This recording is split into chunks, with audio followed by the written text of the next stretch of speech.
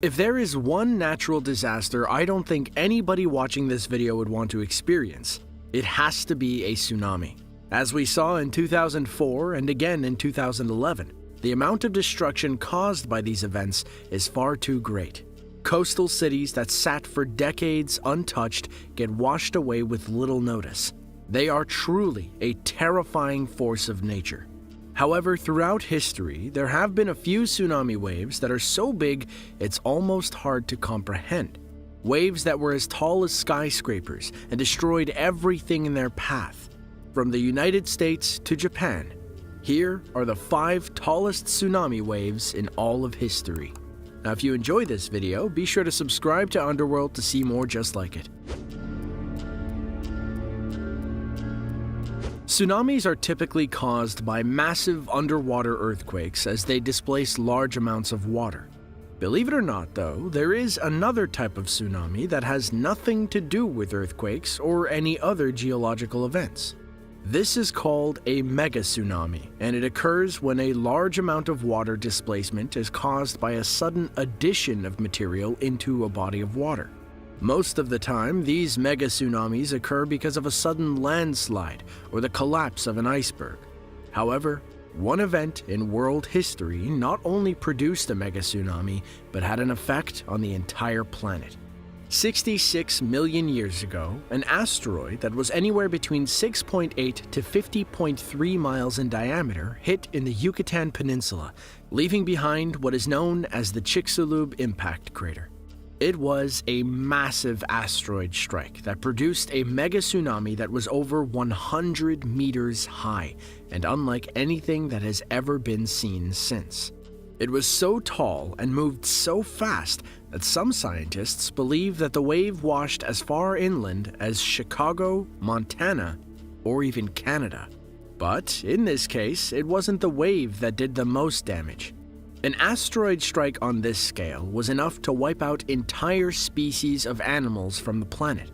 Even striking the water was like striking land. Regardless, though, it was enough to cause a massive environmental change all across the planet, bringing about the Ice Age and likely the end of the dinosaurs. Japan is one of the most geologically active spots on planet Earth. Located on the border of 3 tectonic plates and situated within the infamous Ring of Fire, the country is home to a number of active volcanoes. Among them is Mount Unzen, an active volcanic group of several overlapping stratovolcanoes near the city of Shimabara, Nagasaki, on the island of Kyushu, which is Japan's southernmost main island.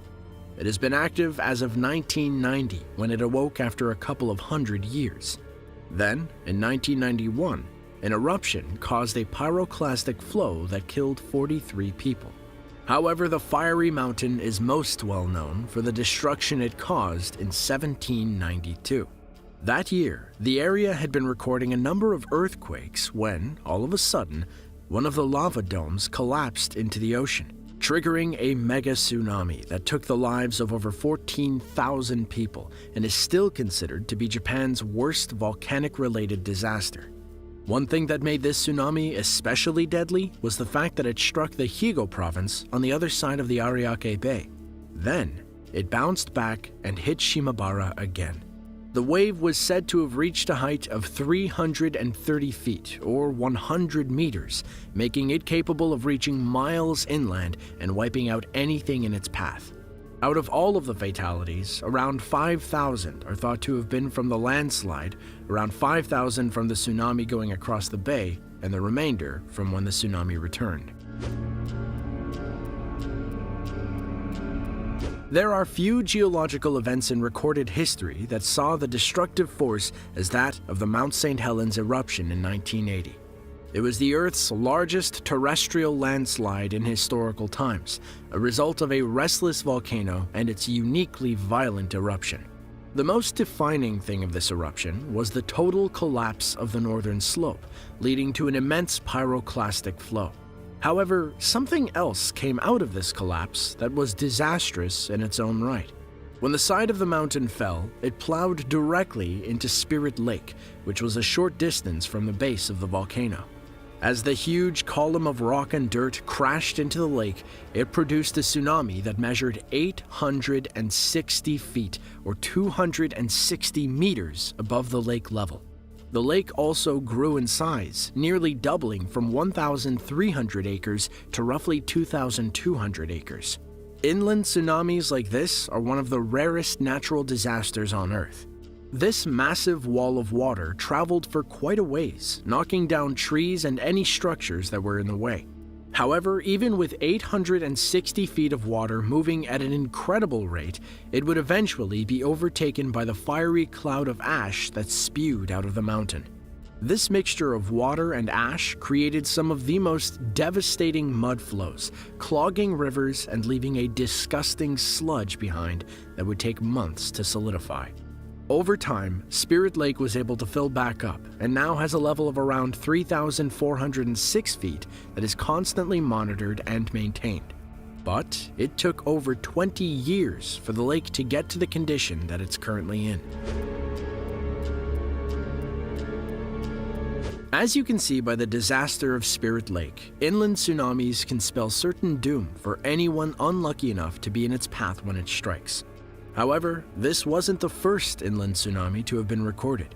Just 17 years earlier in Italy, another inland tsunami did some serious damage in areas around a reservoir located about 100 kilometers north of Venice.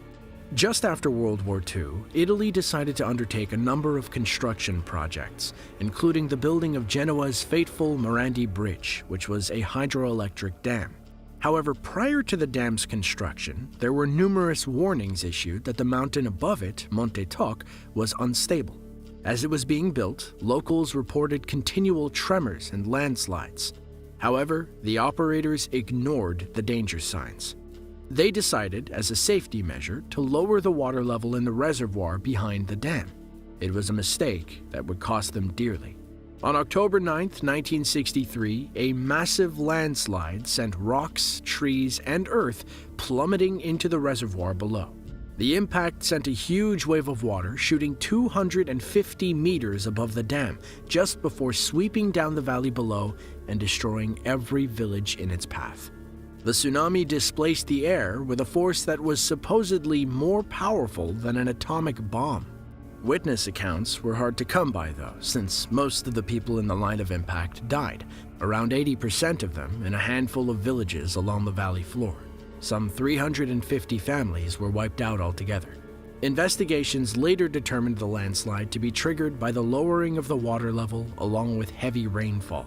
The immense weight of the water and earth could no longer be supported by the mountain. It is hard to imagine tsunamis that are as tall as some of the ones we've already mentioned. They're nearly as tall as football fields are long, if not even bigger. But that makes a person wonder, is it possible for a tsunami to reach into the thousands of feet? Exactly how much force would it take for something like this to happen? Few people believe that it is even possible. However, the largest tsunami ever recorded would definitely put that question to rest. It happened in 1958 at Lituya Bay, which is a quiet fjord in Alaska. On a calm and cool July night, a massive tremor struck the area and triggered around 30.6 million cubic meters of rock to fall 3,000 feet into the Gilbert Inlet, causing a torrent of displaced water to shoot skyward and form a monstrous wave. Now, when we say monstrous, we mean that the wave was 1,720 feet, or roughly 524 meters high. As it rushed through the fjord, it removed all of the trees and vegetation along the slopes. Millions of trees were uprooted and swept away by the wave. Miraculously, though, this wave only claimed 5 lives. This is simply because it is an extremely sparsely populated area. It proves just how deadly tsunamis can be when triggered by landslides. This particular landslide was extremely dangerous not only because of how much land actually broke free, but the height from which it did. There has never been anything to even come close since then. We have talked about how powerful tsunamis are plenty of times before. But now, we have a scale to be able to see exactly how big they can become. Whether by earthquakes or landslides, they remain some of the deadliest forces on the planet.